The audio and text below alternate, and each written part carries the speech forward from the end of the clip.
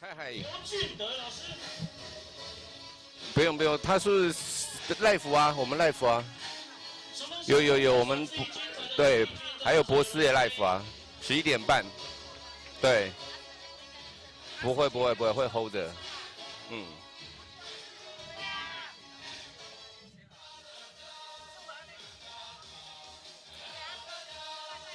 对啊，那个，哎，11点半才可以开始哦，不能让他们提早开始。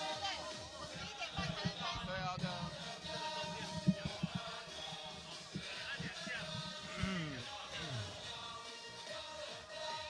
卫生男生，马上进行本届的季军之争。那么在季军战开打之前，让我们来进行简单隆重的开球仪式。本场次的开球，我们邀请到是中华民国10周年棒球发展协会，也是本届杯赛的主办单位，我们的辜锦双理事长到我们为我们进行开球。而待会儿要来担任捕手的是我们仁山国小的总教练季顺斌季教练，担任打击者是龟山国小陈正国陈教练。双方合一磨练之后，精彩的对决马上要来展开。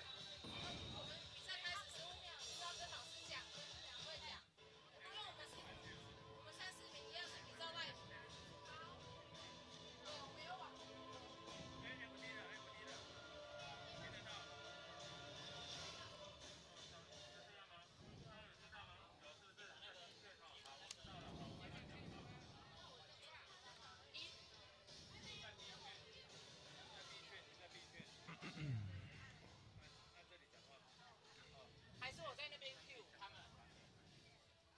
邱瑞清，等下，对，你 Q 的时候要 Q 嘛？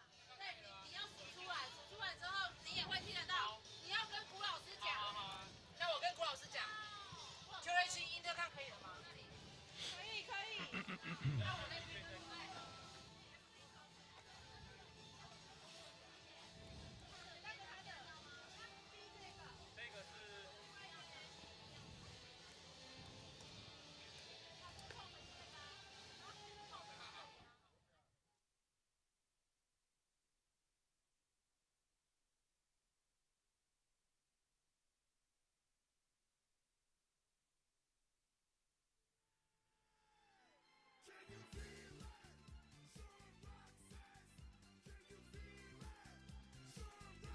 那么配合电视转播的关系，我们待会我们古理事长将在11点半的时候为这场季军战来进行开球。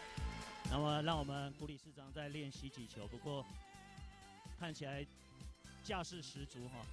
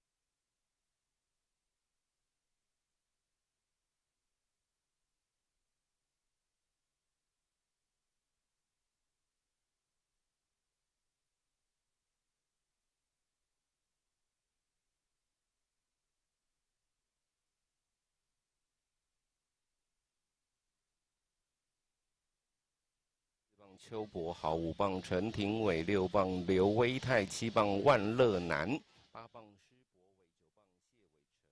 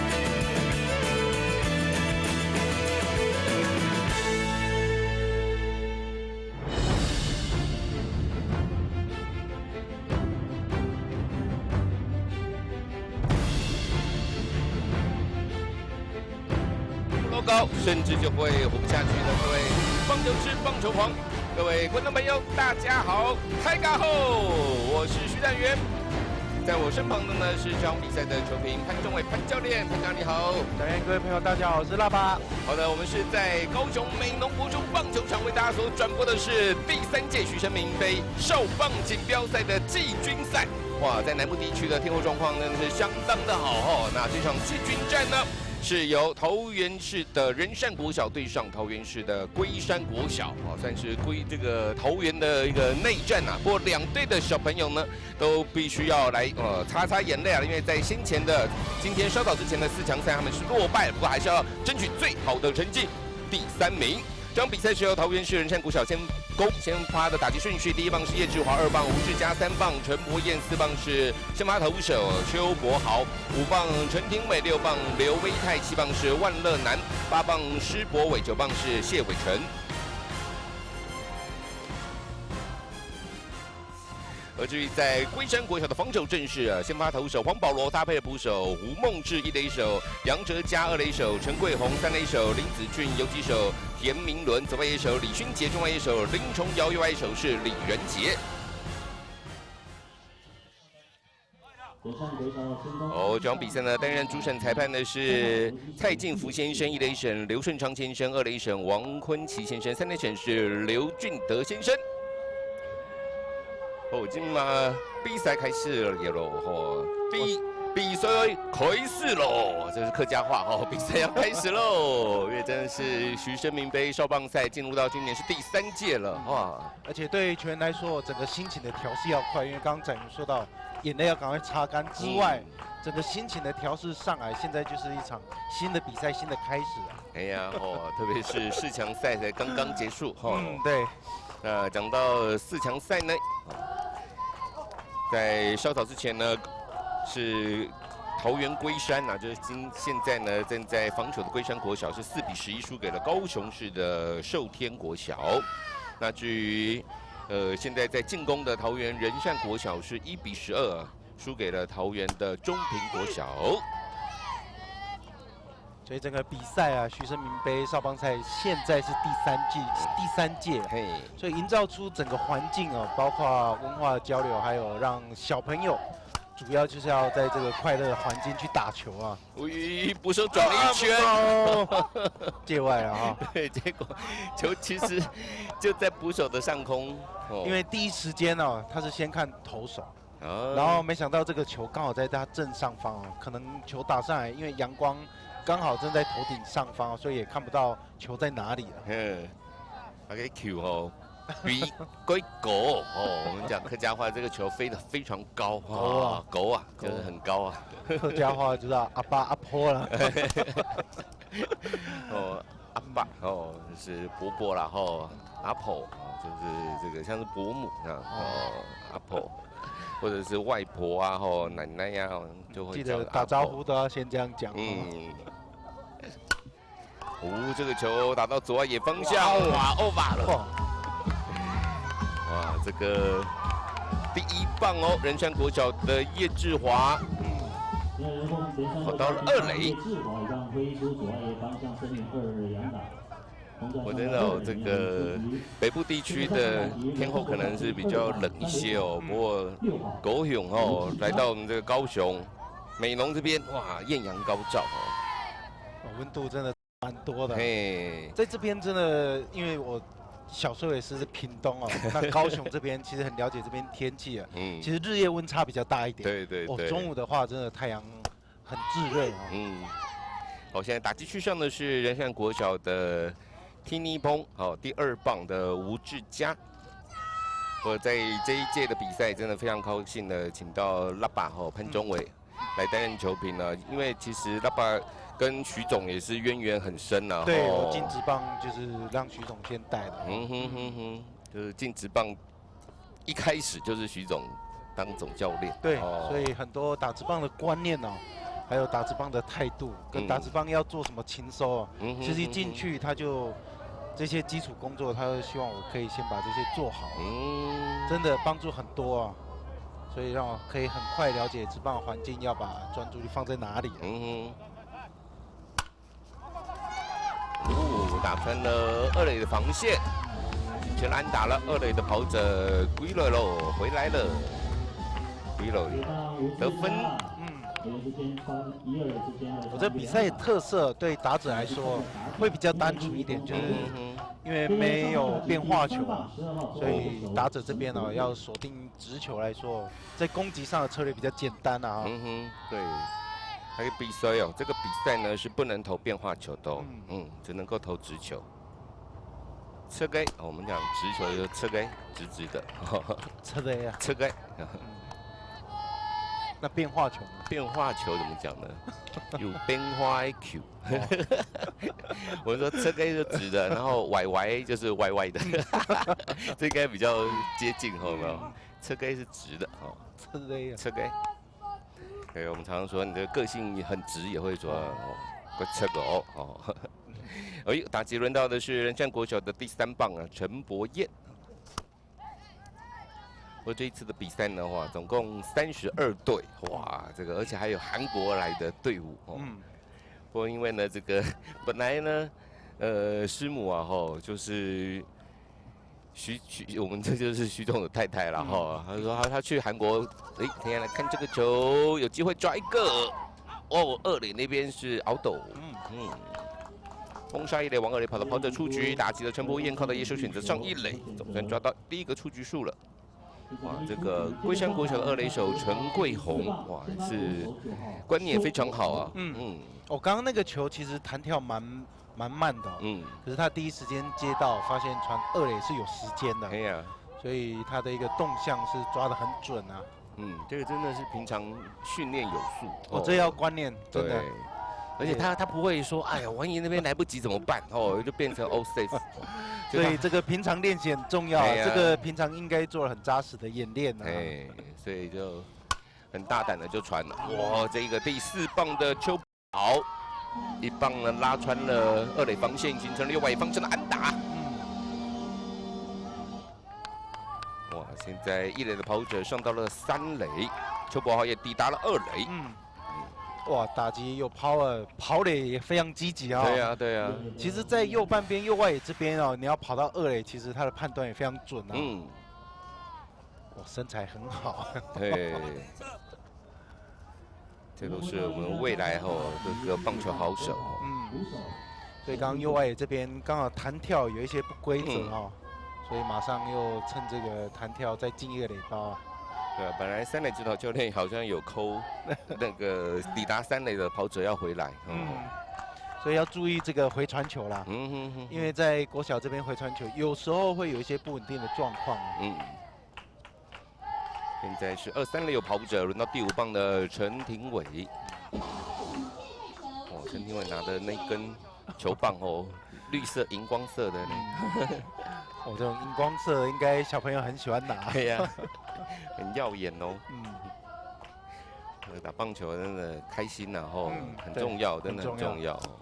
我觉得展元讲到重点，因为对我们来说，有时候练球的过程，因为时间比较漫长，可是这种开心的元素可以让我们觉得说，我练这个这么辛苦，就是为了比赛。对，比赛会很开心，这真的很重要，这整个连结啊，我觉得对少棒选手来说，对未来是很有帮助。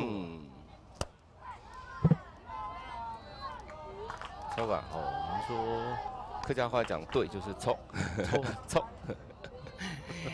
练习归辛苦就练习很辛苦但是练习就是为了比赛要比赛所以教练在练习的时候要很多技巧。因为有些刚刚有特别问教练教练说跟小朋友练习的时候要先跟他当朋友要慢慢的，因为教练选手有时候会比较害羞一点，所以现在的教练要很主动。又是一支安打了。一个2分了，2分进来。现在已经是3-0了。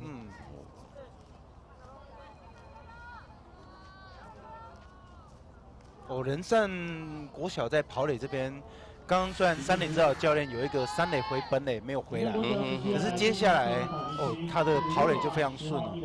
刚刚也是有一个9传1的一个传球，最后没有传得很准，所以2垒跑者也趁传回到本垒，又再得1分了。轮到打击的是第6棒的刘威泰，到垒上2垒喽，1垒的跑者到垒上2垒喽。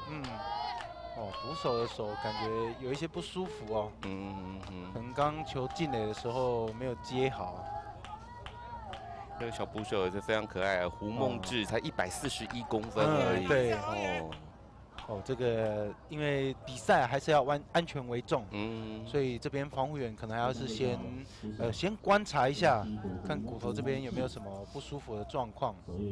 对，那这一次呢，主办单位这个徐生明棒球发展协会这边也特别跟立新医院做了合作立新医院的每一场都在。是打到了打到了，对，挥棒球棒打中他，戴手套的那个手对，捕手这边有一些观念要注意因为有时候你的手套不要往前伸这真的蛮危险的现在要换捕手了，对。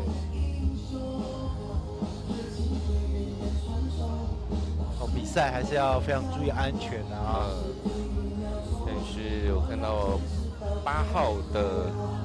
汪佑安去守左外野，然后本来的左外野手李勋杰来守3垒，那3垒手林子俊来蹲捕手。胡梦志小朋友一定想说，我都还没有打击，对，他是排在第8棒的小捕手，然后2号的小捕手。不过这次立新医院呢，特别就是每一场比赛都有来场边当小朋友的看护天使，而且呢，古景松古理事长就是徐生明棒球发展基金会的古理事长呢，还特别就是跟立新医院合作就是请立新医院的这些防护员防护师到偏乡地区的少棒队1个月而不是只有这个徐生明少棒赛比赛赛期来。帮小朋友之外，是未来每个月都会到偏乡地区，像屏东的山上高雄的山上或者全台湾的这个偏乡的少棒小朋友，立新医院都会去帮他们做看护那同时呢，也教导正确的运动防护观念。正确的防护观念太重要。刚刚跟展云聊的时候，小时候我们就是什么沙龙帕斯贴着，那如果酸痛怎么办？擦劳面，擦越热越好。以前的观念真的不足运动防护的知识不足所以很多有些什么再练多一点就不会痛。这些其实刚刚讲的有一些对，有一些错。所以有一些专业的医生哦，其实在这么小的时候给他灌输正确的防护的观念，我觉得非常棒。至少你要知道冰敷、热敷的用意在哪里，不要发炎的时候去热敷，哦，那就惨了，会越来越肿。对，越来越肿，越来越严重。那除了给森尼呢，我们说森尼呢就是小朋友，然后森尼呢，这些观念之外，其实也是给教练，要给教练同样的观念。对。跑步现在还是1局的上半，桃园仁善国小的进攻，一出局，2垒有跑者3-0的领先。打击区上的是第6棒的刘威泰，一好球一坏球，接外球。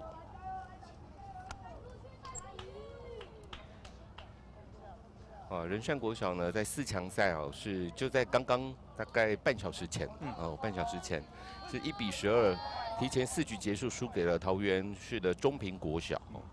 但这场他们的打击就很爆发了。对，因为对国小来说，投手有时候差距也会比较大一点。当然好的就是在比较重要的赛事都把它推出来。对。所以有时候5年级多的或者是6年级多的，当然战力上也会有一些不同啊。哇哟，这一棒拉到一个界外全垒打。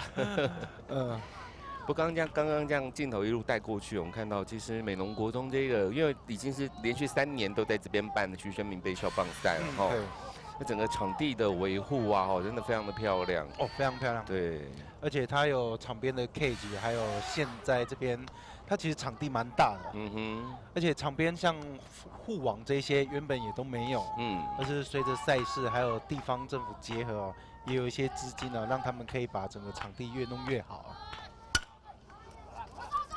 2垒方向的弹跳球，2垒手接到之后，扭过身来传往1垒，刺杀了打击的刘威泰。原本在2垒的跑者上到了3垒，现在是2出局，兵临城下来到得分大门口了。我想是徐总的生前的好朋友啦，也是算是徒弟，刘志生教练嘛，也是这几年来都办这个比赛尽心尽力。他特别讲说，一开始他们回到美浓的时候，美浓也是展元的故乡那个像中外也这样一路这个一眼看过去我们说那个苏就是树啦这其实都没有很高现在都长得非常高了对，这个球场呢，也是当时徐总在这边投入很多的心力希望再把我们的故乡美浓的少棒再振兴起来。打击的是万乐南。我觉得最难还是营造整个练球的环境还有整个练球的氛围其实徐总就是要强调，少棒选手在这个阶段除了练球之外，也要重视整个品格的教育还有整个练习上的态度，最主要还是要带着快乐的心情我频频把球打成界外。徐总很强调态度很重要啦。态度所以当然技术上态度很多小朋友其实本身都没有什么太大问题，主要是对于棒球知识要随着时间去强化。这一颗彩虹球还打出安打，哇！万乐南很快乐2出局之后打出的安打，打回了打点最珍贵的了，4-0。这一颗彩虹球。哇，看起来很像那个打慢速垒球的感觉。安国这个球这么高，因为不能投直球，但是可以投这个小便球。小便球可以主要要防止变化球，是让小朋友的手背不要有那么大的负担突然来一个。我们好像在美国大联盟也有看过，突然之间来一颗这种这个达比修有，这个会出现一颗原本150公里突然变成100公里以下。对结果刚刚我们这个投手黄保罗就投这么一颗，感觉打者好像有准备蛮厉害的。哇，那接轮到的是第8棒的施博伟。一般打者真的很难跟进来，突然变这么慢，真的厉害。对啊，他就还打出安打。施柏伟只有138公分高，哇！我小朋友还会长哦。对，我以前打少棒看到大概像施柏伟这种身材，都会想说，哇，这个好球带真的比较小。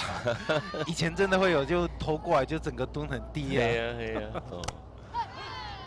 哦，这个挥棒落空，遭到了3振，也结束了一局上半仁善国小的进攻。这个半局是攻下了4分。先休息一下，再来看一局下半龟山国小的进攻。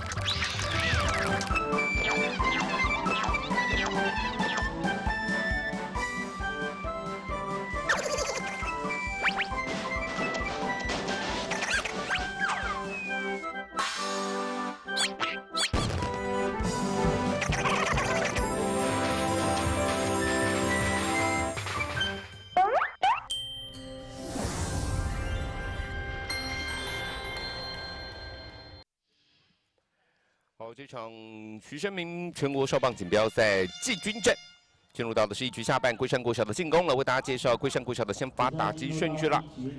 在一局的上半呢，仁善国小是攻下了4分。龟山国小第1棒是洪保罗，2棒李勋杰，3棒林子俊，4棒杨哲嘉，5棒李仁杰，6棒林崇尧，7棒是田明伦，8棒胡梦志，9棒是陈桂红。不过胡梦志呢，前个半局就先受伤退场了，所以第8棒将是由汪佑安来担任打击。仁善国小的防守阵势先发投手邱国豪，捕手是陈廷伟，1垒手刘威泰，2垒手万乐南，3垒手吴志佳，游击手是叶志华，左外野手施柏伟，中外野手陈柏彦，右外野手是谢伟成。好，仁善国小的先发投手邱国豪，这是一位左投手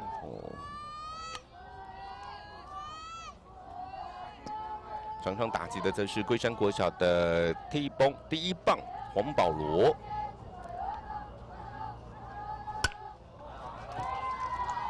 这个球，中外野手第一时间球落地，他没有拦截下来，滚到了全垒打墙角下面，跑到3垒了，3垒安打。挥棒真的很顺畅。其实这一球比较偏高，一般如果砍下来的话，会形成一个滚地球。可是它顺势就是打反方向。我现在看起来，其实少棒整体的打击观念和跑垒的观念，其实基本观念都不错。深远的地方其实这个打到外野，在滚动的速度蛮快的。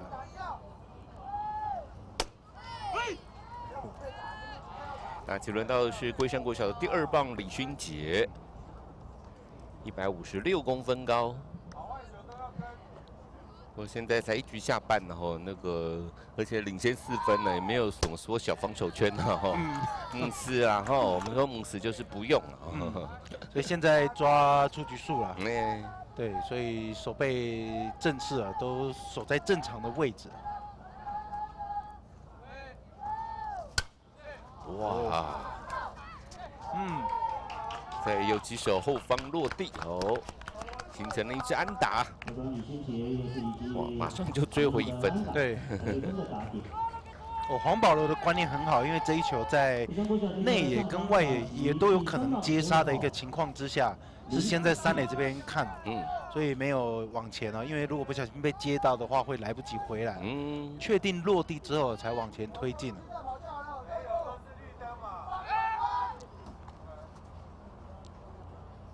左投手牵制一下1垒每个半局或每个球打出去，最忙的其实是教练。嘿，手背啊、跑垒啊，每一个都要不断的提醒不断的 replay 啊。不过这个真的刚刚那个 play。球评拉拔潘中伟就讲到一个重点哦，像那个三垒跑者他该怎么跑，其实哨棒的时候，因为教练就在他旁边而已，对，马上就是要跟他讲这就是教练的重要性了教练也要懂这些，那个球的位置，对，教练其实即使小朋友他不知道怎么跑啊，那你一定要马上跟他讲说回去蹬啊大嘞，对，就是要这样子一直提醒，这样他就懂了很多状况啊，是平常练习根本没办法看到。那比赛的经验就是每一次让选手用身体记住了。对。所以在这种基层的教练都要非常用心呐。哎呀，时间同你讲第一时间跟他讲，你就第一他就知道了现在都要进阶，除了讲之外，其实比赛结束还要问，刚刚那个状况你觉得怎么做比较好？就知道他有没有记住。这整个也是要边教边比赛边教育啊。对，因为现在不是教练说我叫你怎么做你就怎么做，我觉得这个蛮重要的。有些比赛完了，选手都说给他吃饭啊，吃饭啊。对啊，比赛的东西就有点忘记了。哎呀，投出了4坏球保送了龟山国小第3棒的林子俊，还no out没有人出局哦。今天第一局看起来两边打者其实都发挥的不错。然后今天是12月的第一天，12月1号这边是教练喊暂停了仁善国小这边喊了暂停。主要因为控球啦，控球出现一些问题有可能投的比较闪一点那因为现在还是有分数领先教练上来应该还是会提醒他说，就是放心来跟打者对决就好不要投得太闪对，仁善国小的周伟俊教练喊暂停，他们总教练是季顺斌教练。我有讲教练，像这场比赛呢，这场季军战开球就还蛮有意义的开球请到徐生明棒球发展协会的古景松理事长来担任投手，然后又请了仁善国小的季顺斌教练总教练来担开球的捕手然后龟山国小的陈正博教练担任开球的打者，我觉得这个很有意义耶一般开球贵宾。这个比赛的2队的总教练都下来，好不好？一般选手教练都在旁边看着开球也参与啊，这很特别的经验轮到的是龟山国小的第4棒杨哲嘉，所以整个比赛意义还是着重在整个比赛的交流所以以交流的态度来看主要是提升选手的一些比赛的尝试。哇，又是一直安打，现在变成了是没有人出局满垒了，形成了满垒的状态。龟山国小接着上场第5棒，因为一手7号李仁杰。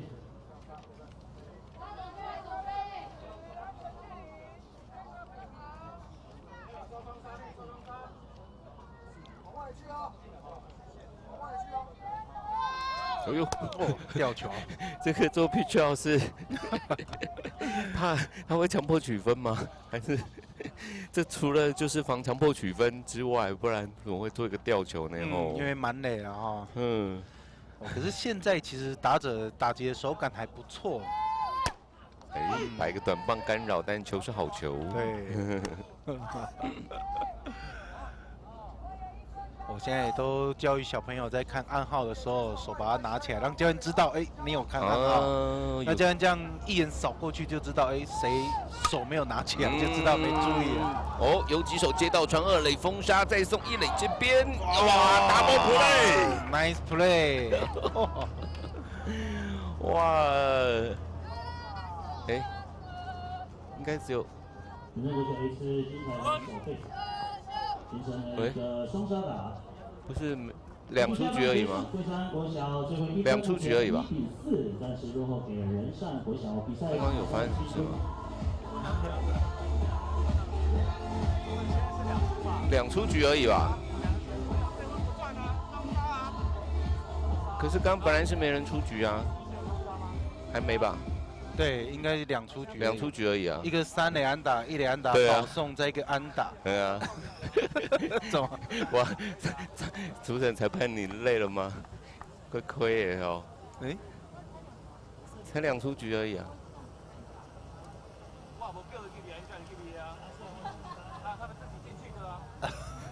守备球员、进攻球员，我觉得这应该叫他们出来再比吧。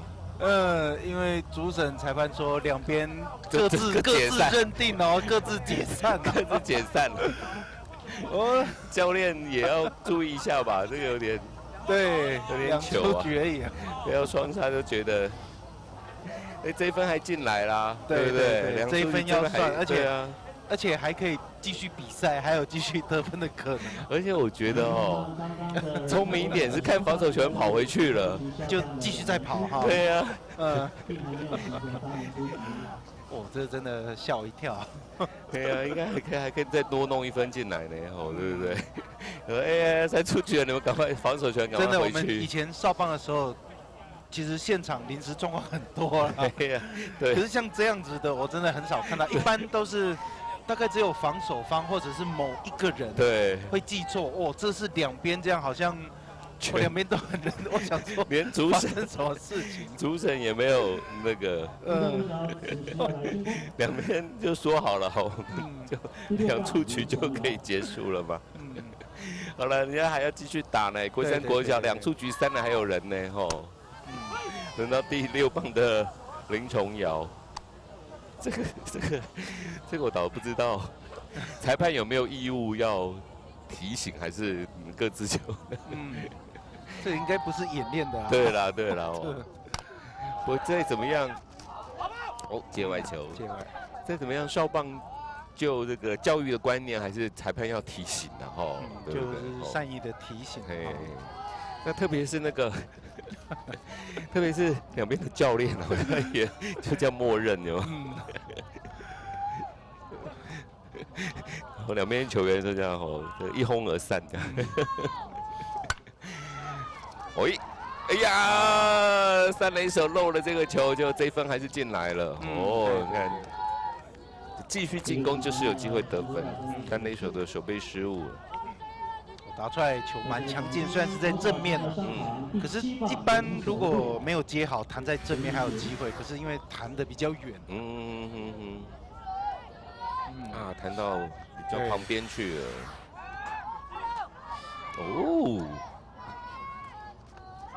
就被牵制出局。一人的跑者林崇尧被投手牵制出局。不过在1局下半，龟山国小是攻下了3分，1局打完3比4，1分落后。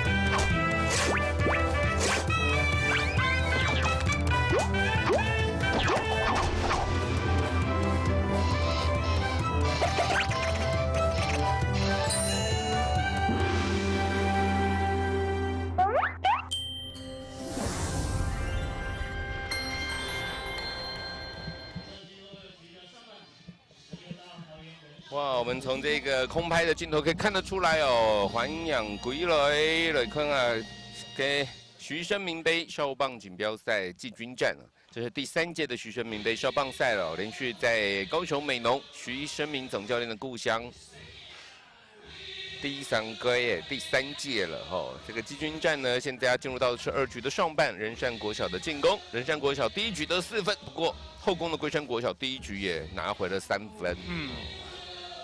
刚刚的比赛2出局之后，两边回来也发生一个小插曲哦。两边都认定是2出局，已经比赛这个半局结束了，各自回来。没想到只是2出局而已哦。所以整个比赛有继续在进攻下去，所以在龟山这边有继续得分哦。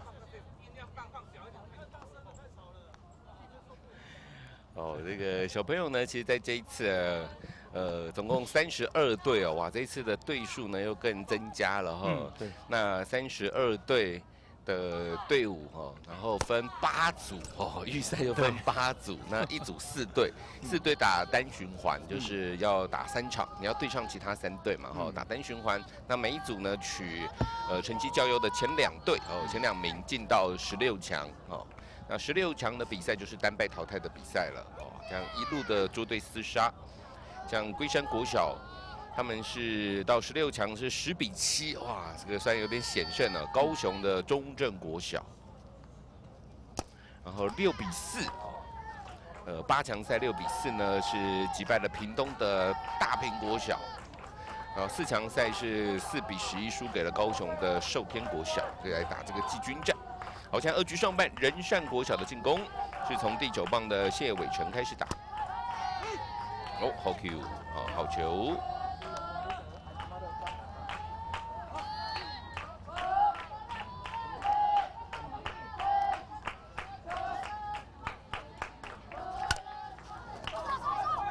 一垒手接抛给不会的投手。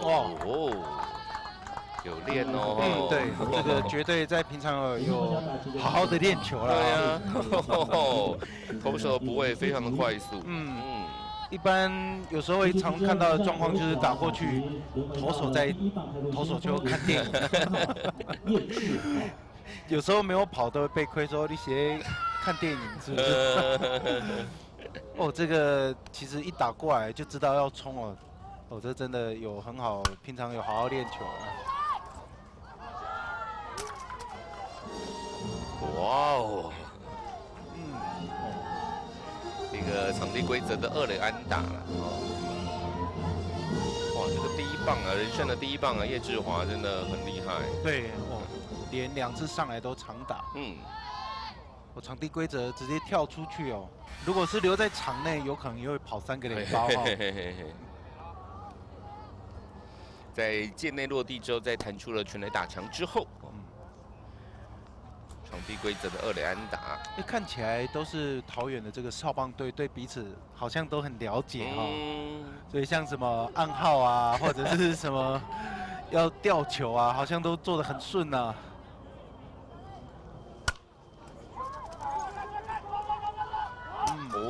又是一支安打。对。2垒的跑者是只停在3垒。因为刚刚1人出局所以打在这个右半边有可能会被接到的情况之下，他并没有一开始就往3垒这边冲啊。因为这个打出来的幅度比较高一点啊。最后落地了，才往前推进。对，抗议好，所以2垒的跑者才确定快要落地才往前推进了没有第一时间就起跑。对。一垒的盗垒就刚好这个球捕手没有接到，盗垒成功，吴志佳。盗垒最常出现的状况，有时候不是捕手传的速度比较慢或传不准，通常在接球的瞬间，他眼睛就想要看2垒，所以有时候光接就没有办法确实接好。有时候还是会被跑者影响看到一跑，觉得要快一点所以整个球没有接好，所以之后也没有什么机会来传球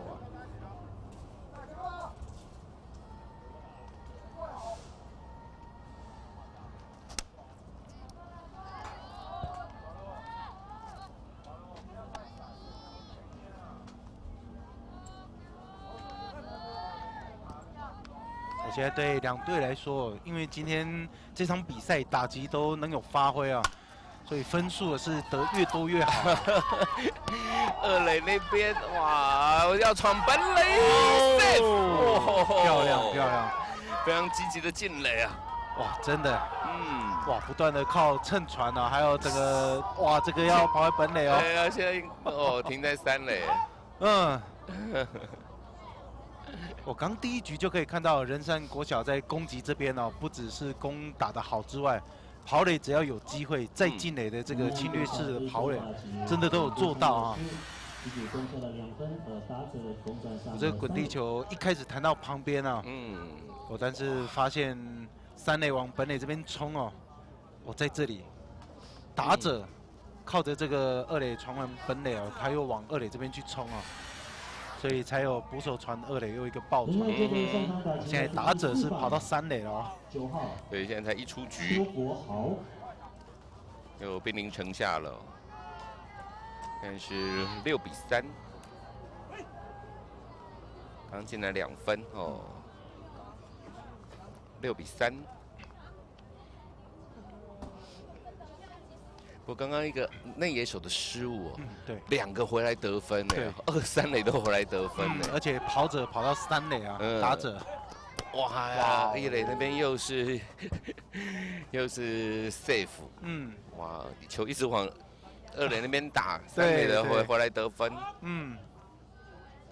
我刚那一球其实打得很强劲啊，那二垒手其实也奋不顾身，其实是用身体挡啊。但是球打得太强了，所以速度快，打到身体弹的位置也比较远啊。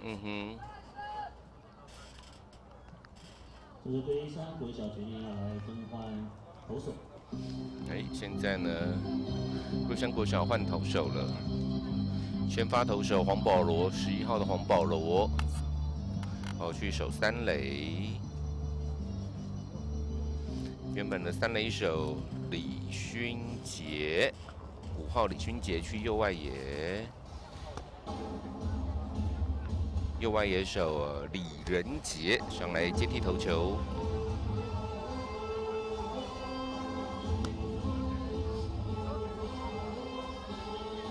不过我们刚刚可以有看到仁善国小这边的球。右边方向的非常多嘿呀，我看一下光安打啦，5支安打，总共他们现在打6支安打嘛，5支通通是右外野的。那如果右外野对，那如果再加上刚刚那2球二垒手失误，那也算是右边方向的球。哇，所以他们这个打击，这个右边的非常多。而且不只是碰一下，是全部的力量灌在反方向这一边哦。所以你看打出来的球是很强的。仁山国小持续打击第5棒捕手陈廷伟。那其实这2队哦，桃园市的仁善国小跟桃园市龟山国小，也启神敏啊，徐生明，客家话叫启神敏哦。徐生明杯少棒赛上一届、第2届呢，他们都有打进4强，哇，等于连续2届他们都打进4强哦。那上一届的冠军就是龟山国小，对哦。那当然，其实好几年来啊，在桃园这一边呢，关注的这些棒球资源啊，其实大家都看得到。所以3级棒球其实不只是打冠军哦，有时候2、3名，有时候也都是桃园这一边的球队哈。对。那刚结束的关怀杯啊，他们就是3级都是桃园包办，对。所以要打仗啊，人力就要够有时候连教练的人数也很多啊。那龟山国小这一次当然是想要寻求卫冕了哈，只是说他们就在4强赛啊，他们的主战投手就是被一个强袭球打伤了哈。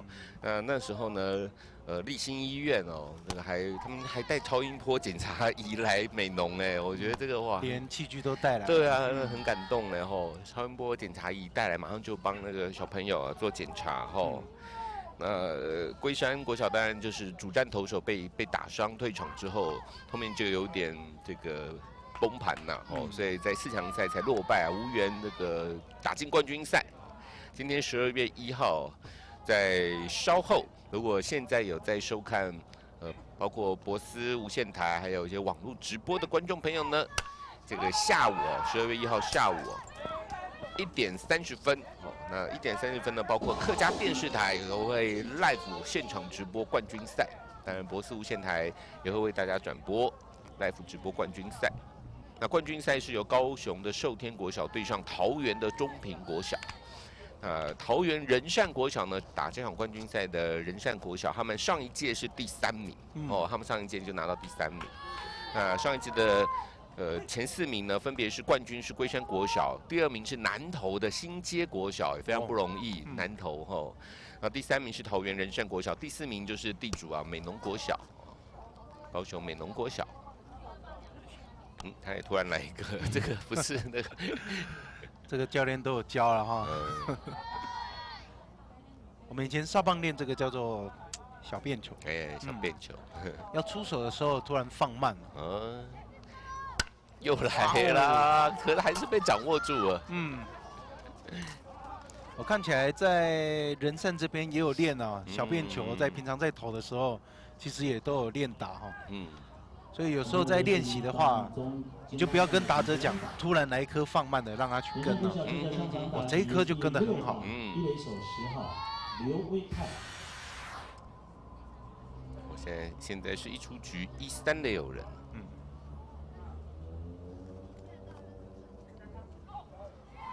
要盗垒。对。哎呦，还是盗垒成功。陈廷伟盗垒成功，今天陈廷伟已经2次盗垒成功了。对。当然最好的方式到2垒，如果滑垒平常有练，就把它用出来，当做一个习惯。如果紧急刹车的话，其实比较容易会有扭伤或者是肌肉拉伤。把它做成一个习惯了。可是有时候少棒在练滑垒的时候，可能技巧没有那么纯熟。会有很多汉堡的出现，就是屁股啊，或者是膝盖容易破皮啊。要滑的时候，其实小朋友会比较怕啊。但是要练呐，要练呐，要练的。如果练到一个很纯熟的技巧，你很自然就会滑下去了。关系也就好习惯了就好了，关系也就好小飞球被接杀，2出局。3垒的跑者没有动，也是在2垒这边对啊，这是他们打击有。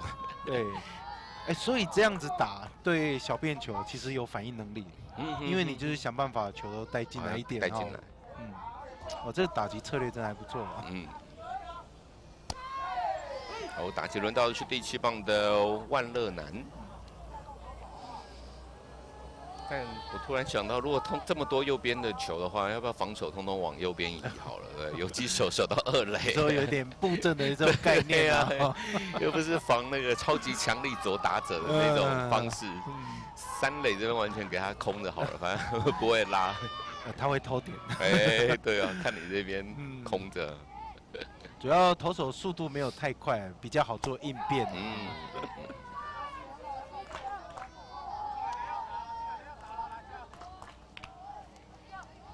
好，这个现在对于防守方龟山国小来说就很重要啦。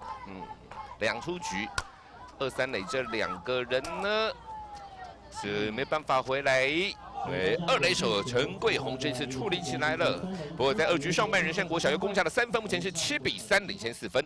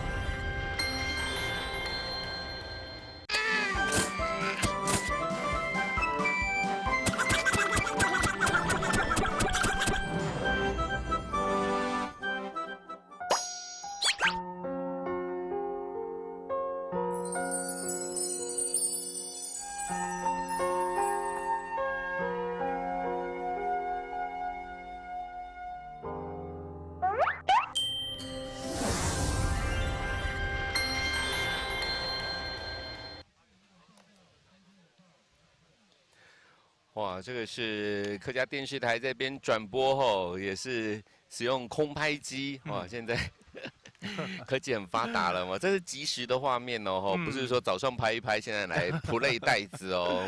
而且空拍的角度真的让我们看到很多以往没有看过的一个这个视角哈。对，就是我们可以我们可以看到那个鸟看的状况有没有？所以如果鸟飞过去看球赛就是这样啊。对，就是这样子，没有错。我们用鸟的视野我们用鸟的视野。然后比赛来到2局下半了，惠山国小3-7落后4分。这个半局第7棒的田明伦，又打一个over。一直跑。哇没有停哦，一直跑到3垒。哇，一直跑到3垒。惠山国小呢出局，攻上上了3垒。哇，这个架势十足哦。对呀。而且这边的场地啊，其实在中外野这边是比较深一点哈。所以打出去外野手没接到，其实跑者跑到3垒其实蛮轻松的。田明伦也只有142公分高而已但刚刚那一轰其实刚刚那个打击啊，下盘运用的不错场上打击的是汪佑安。汪佑安呢，他本来没有先发，后来是因为原本打第8棒的先发捕手胡梦志，第1局上半在守备的时候就受伤了，就被换下来。那换上去的是汪佑安，换上场的是汪佑安所以他打在第8棒。比赛其实到现在看到几个棒球的一些挥棒的一些动作，其实都蛮不错的。你看立新医院的防护师们已经刚刚帮我们胡梦志马上说先冰敷。对，因为这个微血管还有些破裂要赶快冰起来。可是小时候在冰敷冰不久因为会受不了，太冰了，所以有时候把它绑起来都会偷偷把它移开一点。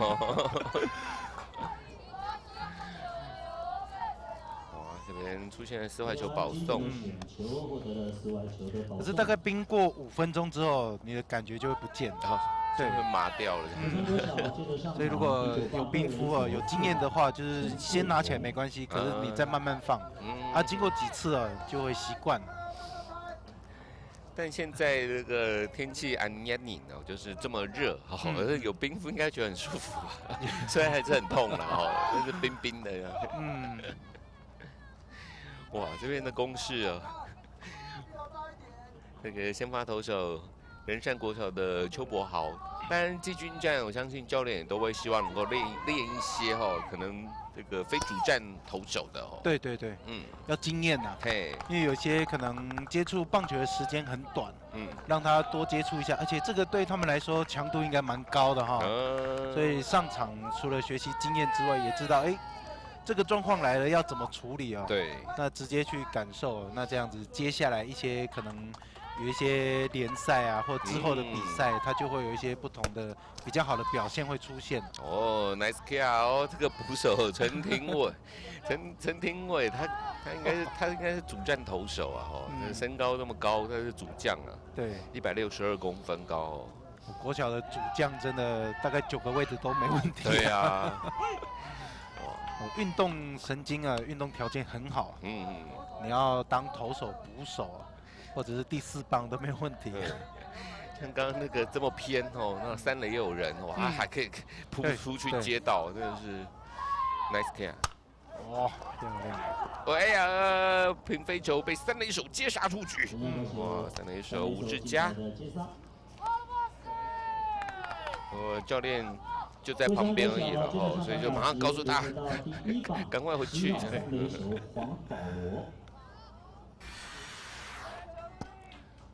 哇接得非常精彩，nice play， 吴志佳。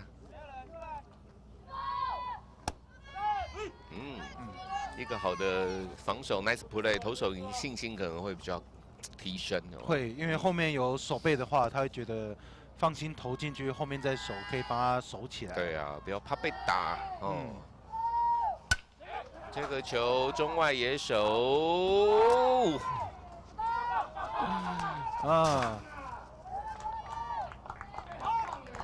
哇，三垒跑者还是冲回来，哦，高飞牺牲打，哦，1分的打点，二垒跑者还是停留在二垒垒包。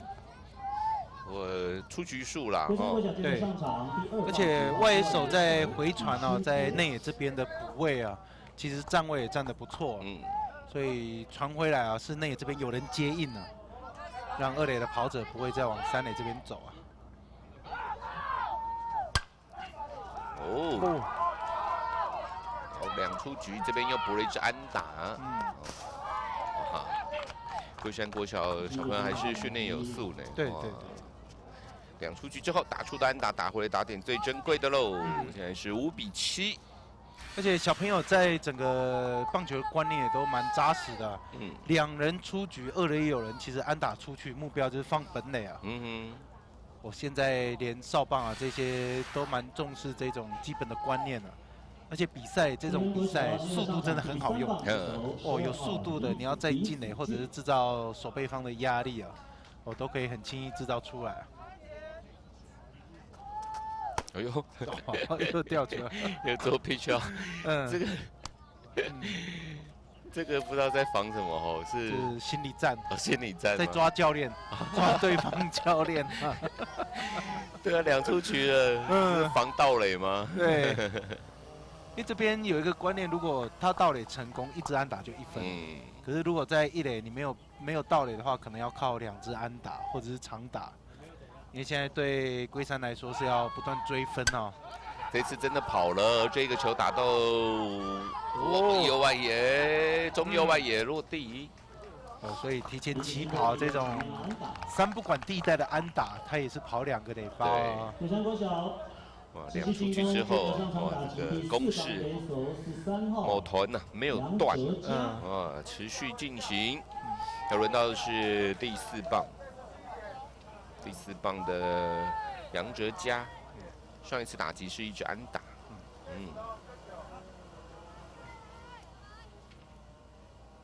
我觉得2队攻击上啊，机会都很多哈。哦，吊球，传过去，哇溜回去，3垒了回来，哇，这有点可惜了，其实已经抓到，已经吊球了。哦，主要捕手传2垒的时候也没有传得很好。对，就3垒的溜回来得分，那1垒跑者林子居然溜回去。哦，成功的双盗垒啊。这个有点难记了。哇，场上这边又是发生了一个牵制失误哦。对对对，哇，牵制到右外野去了，就1垒的跑者就冲到3垒了。对。 1垒上的跑者林子俊一口气跑上。这边要特别注意，就是传球的失误往往会比守备失误啊来得更严重。所以平常有时候传球的时候也要很认真的去练习啊。哎呦，龟山追到只有落后1分喽。对。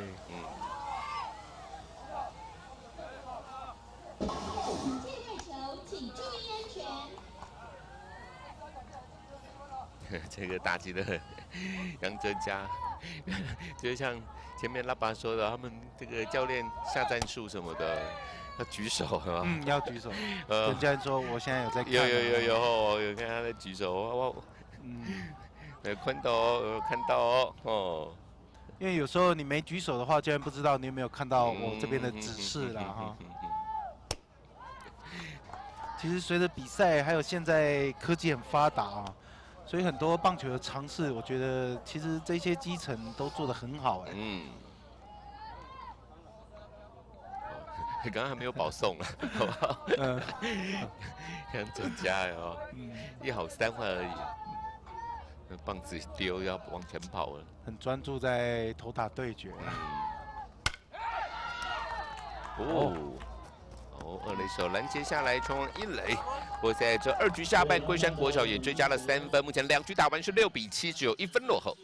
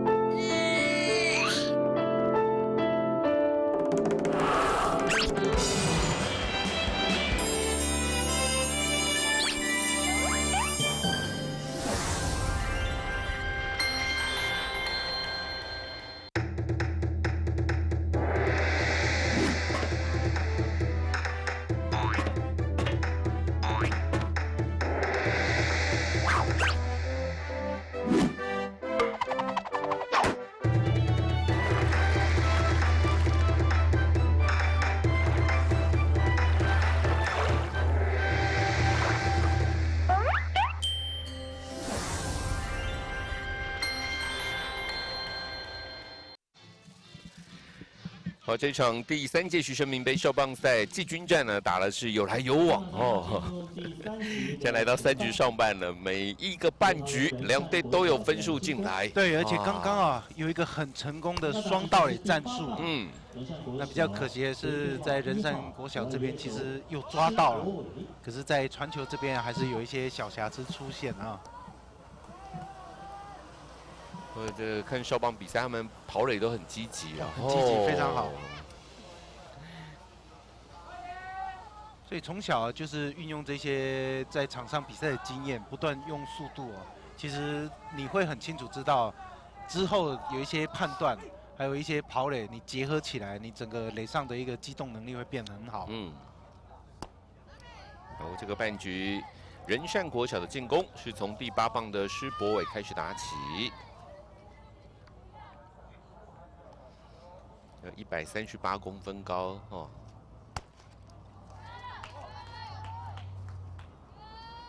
不过呢，对于小朋友来说哦，其实现在因为打棒球毕竟跟身高没有太绝对的关系啦。对，整体的协调能力为主哦。那当然，如果你的先天条件好一点的话，天花板可能高一点。天花板，可能就是老天爷赏饭吃嘛。对对对。可是基础的你的全身的协调，真的还是要先做到。摆一个短棒要干扰一下，因为好球带比较小嘛。投进去了，3个坏球，1个好球。3个坏球哦，坏球坏球，1个好球。又来，保送了，保送了，保送了。这是身材上的优势。对，这个就是太有优势了。这边龟山国小要换捕手。捕手啊。对，捕手跟那个3垒手要做对调。原本的3垒手其实也是先发投手了，黄保罗，他就来蹲捕手。因为刚刚展元说过嘛，就是不断的在场上去调动他们的位置，等于来借这个比赛来练习啊。捕手林子俊，他是原本的先发3垒手了，他只是又再回到他先发的位置先发的位置。这个少棒比赛，这个护裆啊，我们说护裆一定要穿在外面哦。这个少棒嘛，小朋友嘛，这样裁判才可以第一时间看到你有没有穿。我国小到高中都捕手，所以非常了解，而且捕手真的蛮辛苦，因为他们换局很快。有时候你捕手打完回来还要赶快穿，最紧急的时候就在穿护具，有时候没有穿好，全场就等你一个，那个压力很大的哦。对，而且不止压力大，穿完护具冲过来，气喘吁吁就要开始比赛了。因为少棒，好像国中的护裆就可以穿在里面了。因为国中就是怕比较不好意思了，对吧？长大了因为我听过那个裁判，就是在3级棒球裁判说，他们有时候还要去摸一下、检查一下以前教练比较狠，每天练球前他就直接拿球棒敲一下，让你知道说，如果你有带就 OK 啊，没带就知道痛了。有时候就是做个动作要让你记住这真的要注意安全对。好，场上投球的还是龟山国小的第2任投手李仁杰，他是在前一个半局2局上半呢换上去接替先发投手黄保罗的。打击区上的是第9棒的谢伟成。现在看起来有干扰棒子先拿出来。再收进来，因为主要投手控球上好像有一些问题所以在打者这边在投手还没有投进好球之前，也做一些战术来干扰他们。快球就收棒，教练又出来要换，可能换头2颗坏球之后换。哇，这个调度很明快哇，林子俊，哇，他今天很会游走哦。他刚刚他本身先发三垒手，然后来当捕手，对，捕手完之后又去三垒手，那三垒手才喘了一下而已，所以现在要上投手球。哇，这个教练的脑筋真的非常清楚。对对对，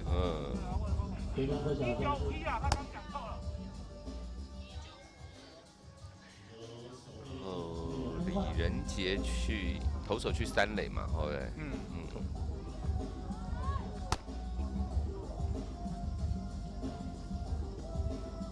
对，李仁杰是原本的先发右外野手哦。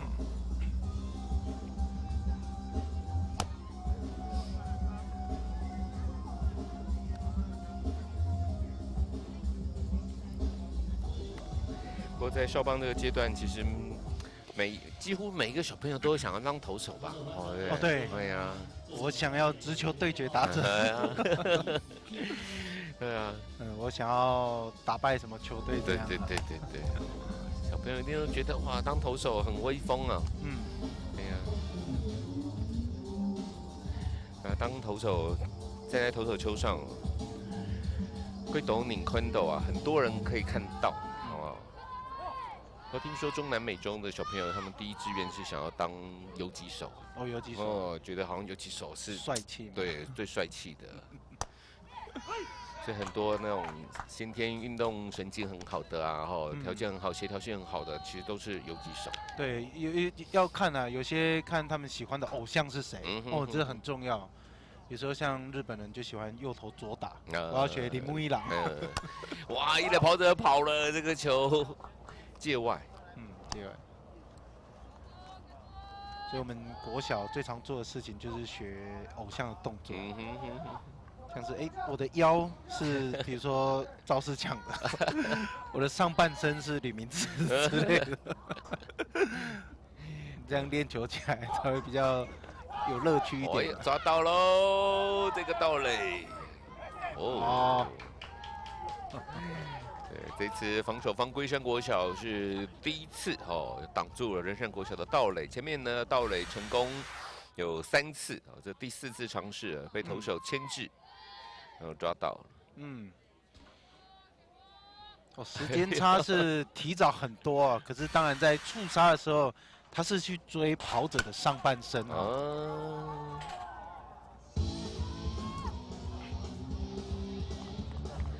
结果第9棒的谢伟成敲出了安打。不过刚刚那个触杀的话，也是有看我们转播的小朋友，也可以学习。球已经到了，其实不要去，你就是赶快拉下来，在垒包旁边吧。对，因为他再怎么样就是要滑进垒包才算数啊。那如果你去追他的人可是他的脚如果找你一拍，有可能会变成 safe 对。就是赶快呢把手套拉下来，放在垒包旁边。现在仁善国小又轮到第1棒叶志华前2次打击都是2垒安打。这个弹跳球，一垒手接到才1垒垒包，刺杀了打者出局。原本1垒的跑者谢伟成上到了2垒，2出局了。有机会在龟山国小这边有机会让仁善国小没有得分因为现在只有1分差所以守备方这边如果可以把对方的攻势守下来的话，绝对有帮助。我们打击轮到的是第2棒的吴志佳，前面2次打击都是安打。当然，龟山国小这边换上第3任的投手林子俊，投得很好，又有牵制出局，又可以抓这个刚刚连打2支长打的这个打者还想要把球压低不过现在是2个坏球，没有好球，会有后 Q 没有好球。还是投得进去而且你有没有觉得整个投球的节奏很不错？对。拿到球就投，而且整个呼吸调整的不错，调整的很好。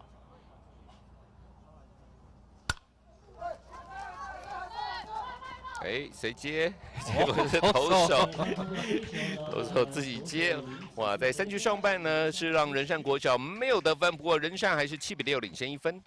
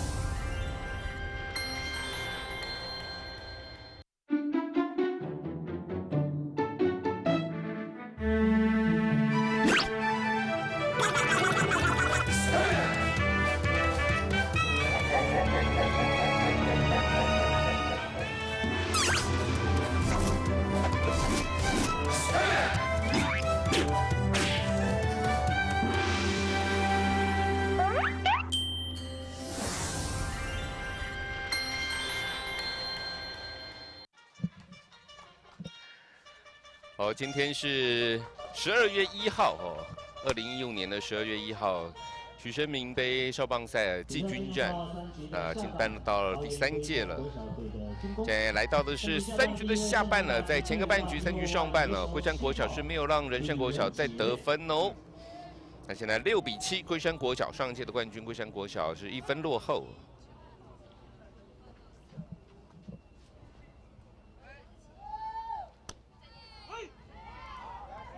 在3局下半，龟山国小是从第5棒的李仁杰开始打。我刚刚上个半局换头的时机掌握得很好，林子俊上来啊，有一个牵制出局，我觉得相当重要。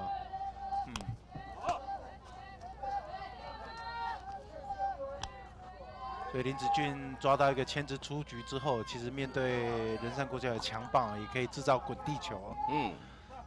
阻止对方的攻势之后，其实，在攻击方这边只有1分差啊，其实要追平的机会是很高的。打在棒头上面这颗球，良好球没坏球呢，结果还被李仁杰打了一支安打。有几手叶志华也真尽力了。我最难接就是直线往后退的。我刚好打在棒头上面。对。我这个落点相当巧妙啊！跟莫法图啊，莫法图就是我们说没办法。莫法图啊，莫法图，对，莫法图。我们客家话说没办法啦，这一球。对，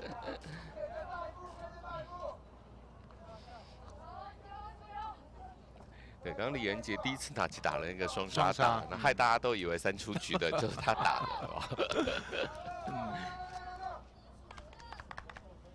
哎呦，捕手的脚打到膝盖啊！立新医院这边也特别在这一次许生明杯少棒赛有防护人员。我打到膝盖瞬间，捕手会没力啊，尤其膝盖是承重整个身体重量的地方啊。反正多少捕手陈廷伟。脚部一点点的受伤，希望没有障碍。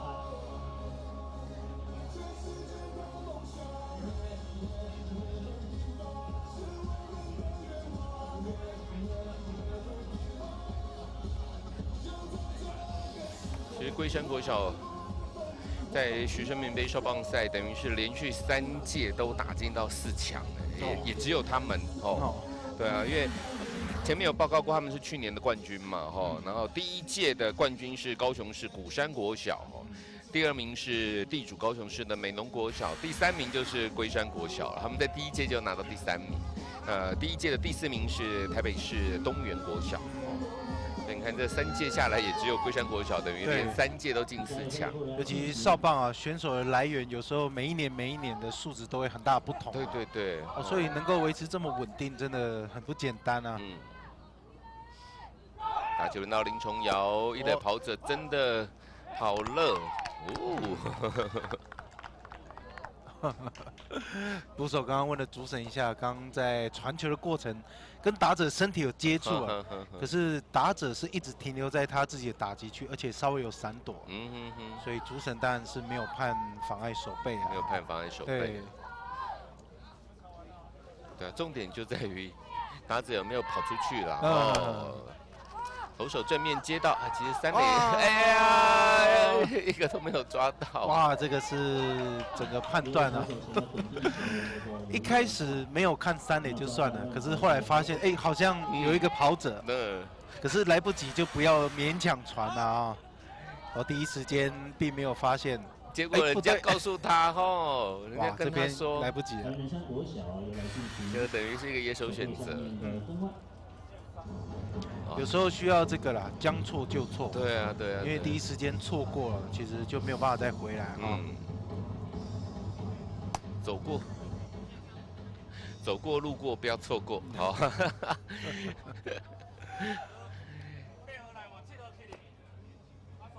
3垒手吴志佳来当投手，6号的吴志佳来当投手。那看一下那投手邱柏豪去守左外野。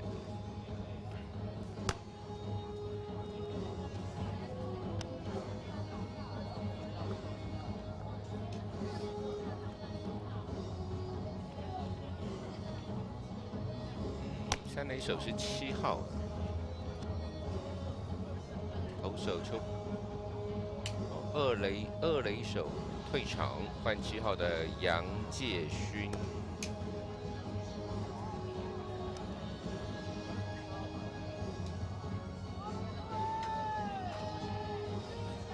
应该说是3垒手了，3垒手是杨介勋，3垒手就是本来3垒手去投手了，然后是左外野手退场吧，先发投手邱柏豪去左外野。2垒手还是万乐南。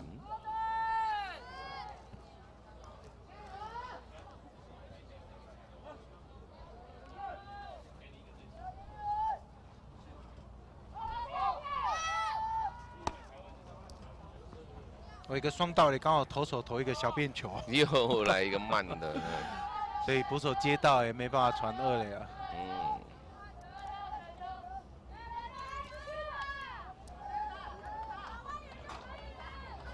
现在是没有人出局，2-3的有人，1分落后，6比7，1分落后的龟山国小，打击的是田明伦。哎呦，田明伦这个小朋友真的不要看他个头小小的哦，前一次打击那个很有架势哦。对，而且打出3垒安打。3垒安打哎哦，打归后打得很好。爆头。没有啊，因为后面的距离其实并不是很远。对，就是捕手后方的界外区，一个爆头，虽然捕手没有接到，但是很快的捕手就捡到球了。其实球队来到球场，第一个了解就是左右边还有捕手后面大概有多深啊。这取决于如果漏接的话，你有没有要往本垒跑的这个意图啊？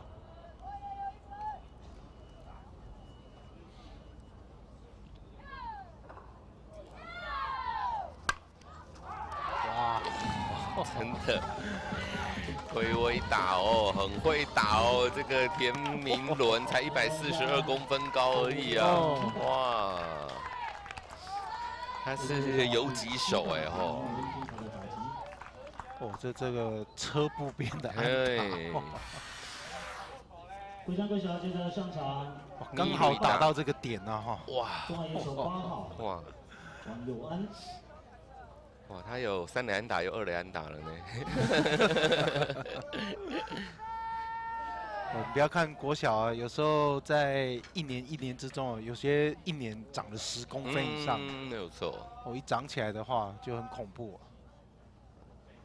现在龟山国小分数逆转了，8比7，1分领先仁善国小了。现在还没有人出局，2垒有跑者，打击的是第8棒的汪佑安。上一次打击是获得4坏球保送。2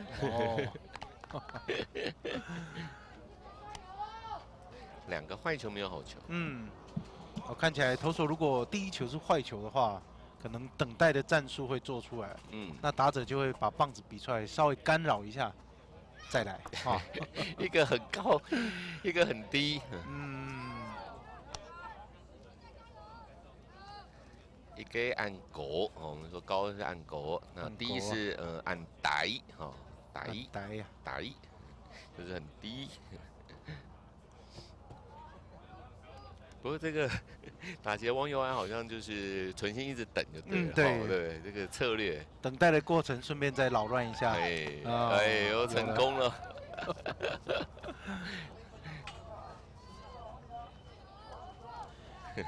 其实会做这些动作，就是因为在少棒这个时期，有时候会因为有东西在前面晃动，会吸引到你的注意啊。那如果随着层级越来越高的时候，其实这些动作就会不会出现了。等待就是等待啊，就比较不会拿这种棒子出来晃一下。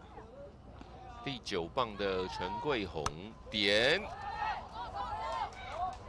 哎呀，这个太近了吗？1垒手来不及退了，所以投手接到球的时候，发现1垒这边还没有人，等到1垒要进去，也发现来不及了，只能勉强传一个王曼斗。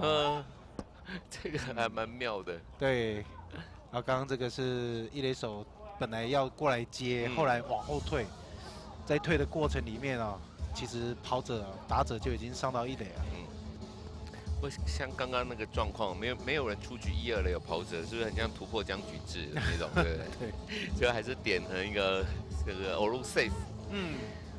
其实像那把在少棒的时候还没有所谓突破僵局制，对不对？那个时候还没有嘛，就是最近几年才有的。对。不过现在从少棒就开始之后，可能等他们当成棒国手的时候，应该就比较习惯了，对，会比较习惯了哈。不会，这时候短打哇，手还在抖，都不知道怎么点。对对，或者是内野的手背的走位什么的哦。对，这次12强赛就是那个内野的手背这样。而且连2个半局连2颗啦。对，那个。那明明就是打桃吴富连教练就下50%的防守，对，有几手郭彦文就是要去2垒的，3垒不关他的事了，对，不要再说为什么他不去3垒了，好不好？那是一开始防守布阵的关系。好，结果内野高飞必死球，哇哦，飞球遭到了投手的接杀，内野高飞必死球，第一棒的洪保罗并没有建功，没人出局满垒。裁判已经判定了打者自动爆炸出局了，对，已经构成这个高飞必死球的条件了。所以突破僵局制的时候，其实守方这边做50的几率很高啦。对啊，比较少会做这种100%。100%的话，郭彦文就会到3垒。到3垒，就要切到3垒。所以整个50%的战术，很大的关键在3垒守备跟投手之间的默契。对于球谁要来接啊，这个很重要。对。所以一般在打者这边，如果看到这样的布阵，你就知道球点往3垒，安全的机会很高啊。只要3垒手过来接的话，这个推荐的战术基本上就已经完成了。对。这个球阿达里中外野方向落地的安打，一出局满垒的状况，1分，第2个 safe。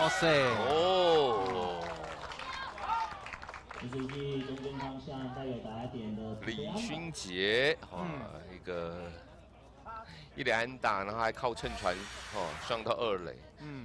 这个回传球其实也蛮有水准的啦，只是原本2垒的跑者汪佑安也很快的冲回来。对，两边这个攻防是相当漂亮。哇，这直接就传向本垒这边。差1步的一个时间差而已啊。所以在跑垒这边呢，速度都没有放慢了。如果稍微放慢，本垒这边可能就会 out 了。哇，这个球。贵眼哦，哇，被左野手给接杀，高飞牺牲打没有问题了。哇，这个林子俊哦，这一棒啊，轰出去，想说有机会过了。但是有1分打点啊，对啊，3垒有人，该拿的分数还是拿下来。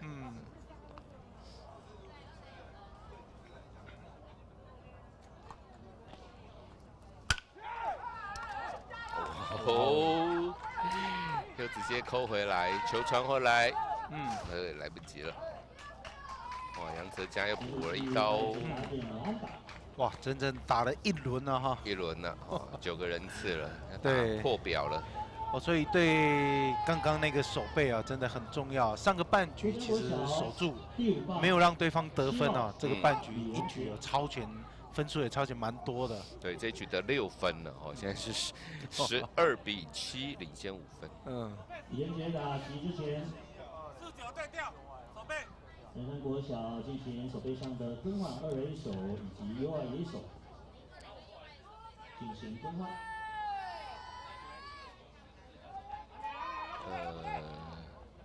49对调的意思就是呢，2垒手去右外野。万乐南去右外野，背号8号的万乐南，然后右外野手谢伟成，15号的谢伟成进来守2垒。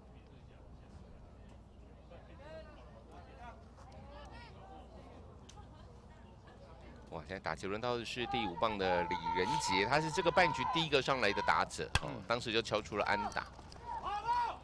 界外球，3垒方向是界外球。不错的观念，3垒手其实接到还没有等裁判喊，他先把动作做出来啊。因为如果你等裁判喊，如果裁判刚好卡住没有喊出来。那这样会形成一个比较有可能会形成失误，所以他做的选择是不错。因为最怕是自己当裁判。你认定这个是out斗或 safe 或界内界外啊，这些有办法把它避免掉的话是最好。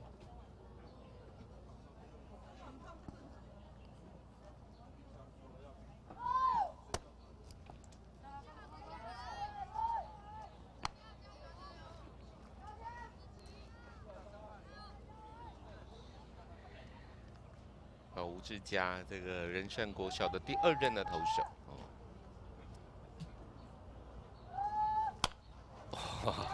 哇！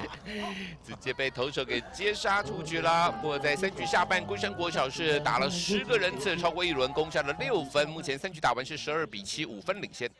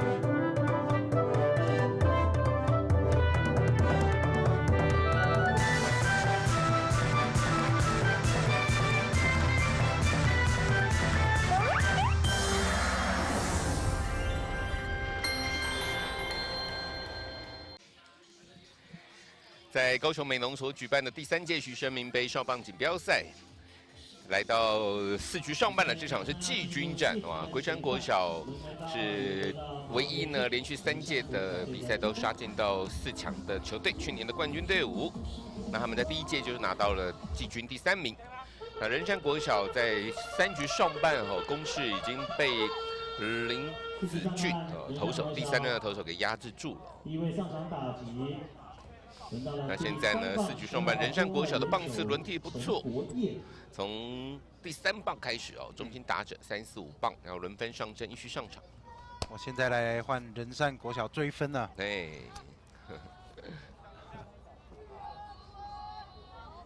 我觉得现在少棒的基本体能都不错。以前我们打少棒的时候很少1天打2场，或者是比赛大部分都是1天1场比较多了。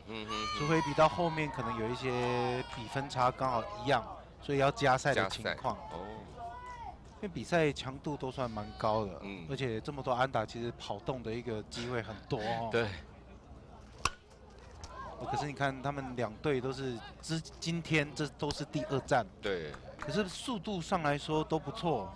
也没有看到什么比较疲劳的情况出现。对，而且呢，今不宁就今天呢，今不宁，12月1号4强赛事早上8点就第1场了。对啊。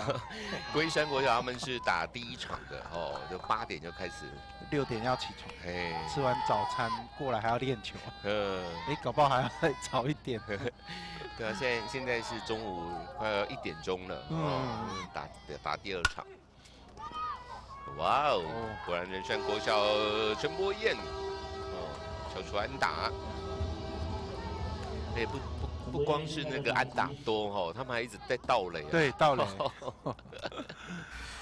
关键上的一垒，仁善国小接着上场第4棒中心打者9号。这个攻击啊，重心都维持得很好啊。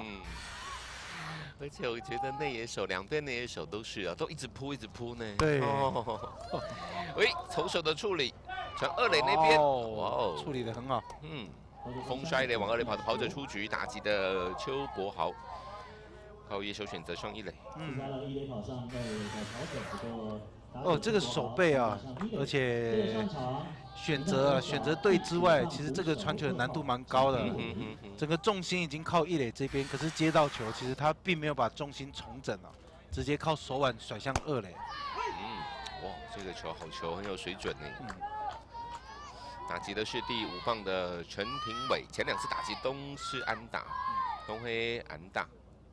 林子俊投的有板有眼哦，滚地球的处理也很好。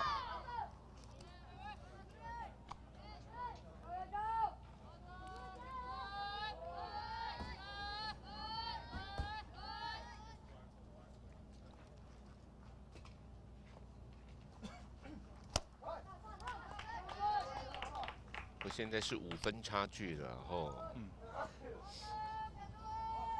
仁善国小这边在寻求机会啊。总教练季顺斌总教练还是有暗号打进来。因为有时候你想说5分差距，当然盗垒，不过因为少棒比较不容易抓得到，所以还是成功率很高啊。对，盗垒成功率很高，所以还是会走啊，会跑啊。对，我们客家话的跑其实跟走发音有点像，会走，会走啊，走啊。我也不知道这怎么分哦。他走呢也是会走，走也是走嘛，跑也是走，好像是待会再请教一下专家们。回到这故乡美浓就对很亲切啦。我看展员一来哦，真的每一个都要跟你打招呼、签名、拍照啊。我在这边比赛真的很亲切，而且整个步调蛮悠闲的。对啊。而且很多家长啊都会，真的是很多像桃园来的，或者是从高雄美浓这边当地的，都会过来这边看球。不过这一次比较可惜是美浓国小了，就像球评拉巴潘中伟讲的，哎呦，这个抓到了，一垒被牵制出局。哇！形成了2人出局。虽然说要一直盗垒的，但是看起来没有什么盗垒的暗号，好像就是纯粹回垒不及啊。林子俊的牵制非常到位。可是他前一局也有也对啊，是牵制抓到一个而且前一局那个牵制也非常重要。对啊，而且他是右投手哇，还不是左投啊。结果被牵制出去之后，陈廷伟敲出安打，今天陈廷伟3打数3安打。仁善国小队的上场第6棒一垒手10号刘威泰2出局，被牵制出局真的会比较可惜一点，因为整个攻势会有点断掉了啊。而且连续2个半局都有被牵制出局。对啊，好不容易上垒了不过一垒跑者也会更加的提高警觉啦，还是要注意，还是要注意。队友都惨遭毒手的，哇！仁善国小还是右边安打很多哇！对。哎呦，刘威泰也敲出安打了。今天在仁善国小，如果说先发9棒呢，就第8棒的施博伟还没有安打，不过他有获得1次保送通通都有上过垒，其他都有安打。今天第12支安打了，对，4局还没有打完。因为在这边在场边的指导是一大一小，一个教练跟一个选手，所以在一垒这边通常都是选手，所以如果可以的话，选手也可以假装，如果用教练的思维，也要提醒一下，刚刚有被牵制出去，这个投手牵制蛮快的，要请他注意一下，离垒可能再小1步对，打击的是杨介勋，前个半局上去守备的球员。不错，不错，2出局之后打出的安打，打回了打点最珍贵的喽。2出局之后连续3支安打就在牵制出局垒上都没有人之后，哇，连续3支安打，得到1分。攻势是在垒上没人一棒接一棒，所以刚刚如果那个牵制出局没有出局在一垒的话，这个半局攻势还蛮多了我打劫是施博伟，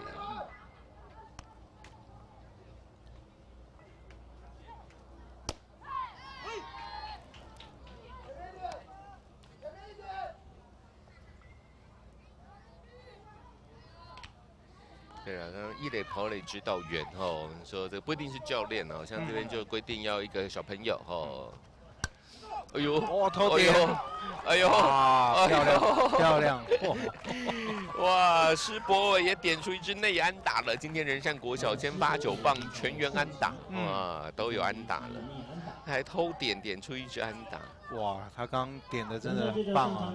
因为刚刚沿着线边哦，可是他的力道又不会滚出界外，哦，安度后哦，这么刚好哦，而且2出局之后用偷点呢，对，哇，就是自己也要上嘞，可以啊，2出局之后偷点真的比较少见啊。特别还是得点圈有人的时候，有没有？2出局之后还偷点，左打对自己的脚程比较有自信。可能今天打击上他可能觉得没有办法掌握那么好，我用偷点了。2出局满垒，轮到的是第9棒的谢伟成。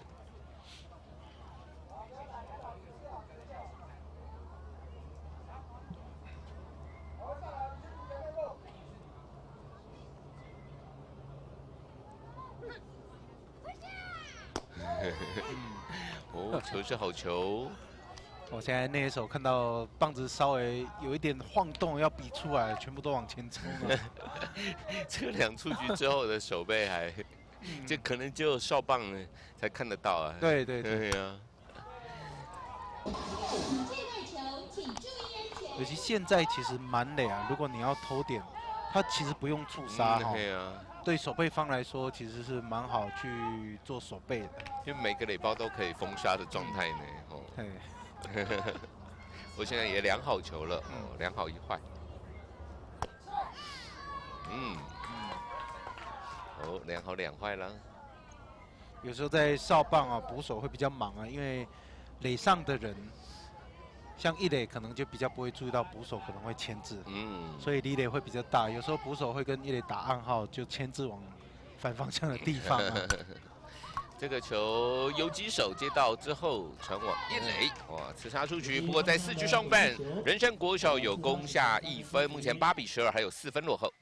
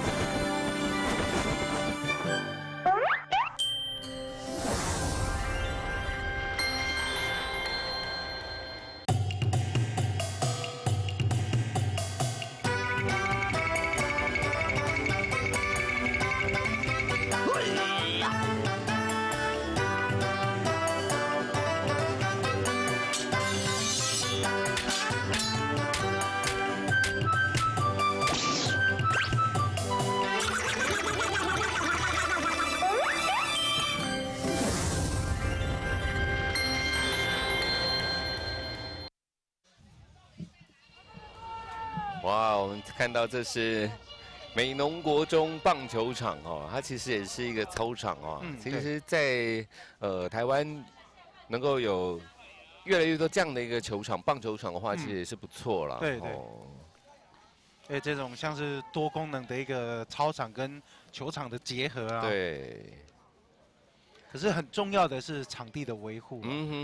这个需要很多人力啊。对啊，像这个场地就是徐总生前的时候在这边就希望能够去这个建造一个美浓的棒球基地哦。所以刚刚那个刘家恩、刘志生也感触很多，在这边刚开始那个树都很矮，现在已经长很高了。怎么了？现在是赛事规定，因为时间到了吧？所以有时间的一个限制，个。领先12-8，那么在4局上半结束，比赛就宣告终了，恭喜！所以这场季军战呢，因为有时间限制12-8，由龟山国小拿下了第3届徐生明杯少棒赛的季军第3名。那龟山国小呢？上一届呢是冠军，第1届啊，现在是第3届嘛。第1届他们就是季军，上一届是冠军，这一届呢也是季军。哇，成绩在徐生明杯少棒赛呢都打得非常的好哦。这边呢仁善国小呢也希望他们也再一打。仁善国小是上一届的第3名哦，那这一届呢是第4名，也连续2届闯进到了4强赛。这个比赛是有时间的一个限制，然后。因为龟山国小它是领先的这一方啊，所以下半局就不用再攻了，所以直接裁定比赛获得胜利。整个比赛关键胜负是在第3局啊。其实一开始仁善国小一开始的攻势，第1局、第2局都能够串联的不错，可是第3局换头，林子俊上来之后可以有一个很关键的牵制，所以那个半局守住，接着下半局他们攻得6分，一局超前啊。那第4局守成之后，就赢得这场胜利了。对，那在这一届的比赛呢，从11月28号开始打到一连4天呢，打到今天12月1号的最后一天的赛事了。那当然，如果现在有在收看。包括博斯无线台还有那个 live 直播的观众朋友呢，也不要忘记了，在今天12月1号稍后下午的1点30分预定是在1点30分，冠军赛就要登场了，将是由高雄的寿天国小对上是桃园的中平国小来争夺第3届徐生明杯少棒赛的冠军宝座。那也希望大家呢持续的锁定。那这场比赛转播到这边就要完全告一个段落了，非常谢谢球评老把潘中伟教练，谢谢展元，同时非常感谢观众朋友的收看，有机会喽，来米农撩来美农玩一玩喽，我们下次再见，拜拜，拜拜。